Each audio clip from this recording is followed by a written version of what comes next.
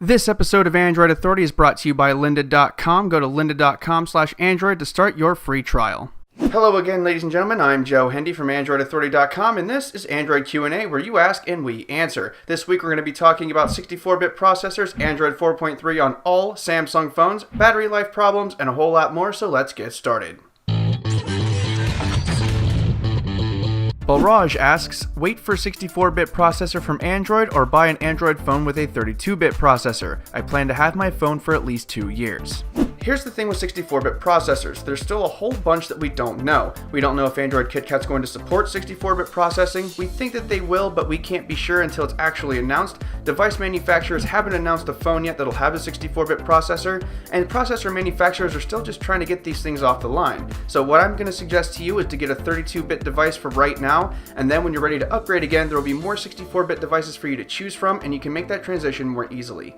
Anirudh asks, hey, my mom just got a Note 3 which is supposed to have great battery life. She was using a Bada phone previously which she charged once every 3 to 4 days with moderate use. While I was checking out the Note 3, it ate 2 to 4% of battery an hour. Is it a problem or is it supposed to be like that given the screen and the processor? 4% drainage per hour actually isn't half bad. Most Android devices get about 12 hours a day, with some getting about 16 hours a day. At 4% drainage per hour, you're looking at about a 25-hour charge, which is substantially higher than the average for Android smartphones, and beats out pretty much every other smartphone that you can think of these days.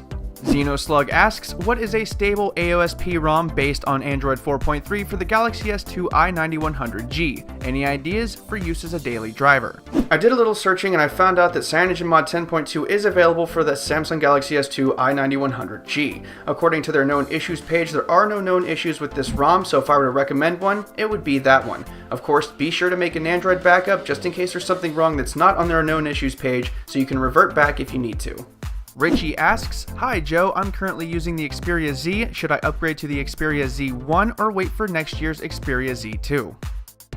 That's a really good question. The Xperia Z1 is an amazing device with some great specs, but according to rumors, the Z2 is going to be even better. However, those same rumors say that the phone isn't supposed to be released until next spring, or about 6 months from now. So the question I have to ask myself is, do I want to wait 6 months for my next smartphone? If the answer to that question is yes, then I would keep what I have and just wait for the Z2 to drop. If the answer to that question is no, then go ahead and get the Z1. It's still a really great device, and you really can't go wrong with either of them.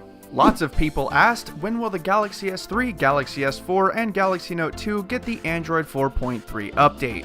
According to Samsung, the update should be finished and rolling out to people by the end of October. Of course, that time may change depending on your carrier. Some people may get it in October, others may have to wait for November and December, and for Verizon customers, it'll happen eventually. Given the number of carriers and devices that have to be updated, I can't give exact dates because none of them have been announced yet, so just be patient because it is coming. Once again, I'm Joe Hendy from AndroidAuthority.com, and this is Android Q&A. If you have a question for us, follow the link in the video description where you can ask us anything. Feel free to subscribe to our YouTube channel, and if you like this show, check out some of our other ones. The social media links and the written companion are in the video description. Thank you for watching and have a wonderful day.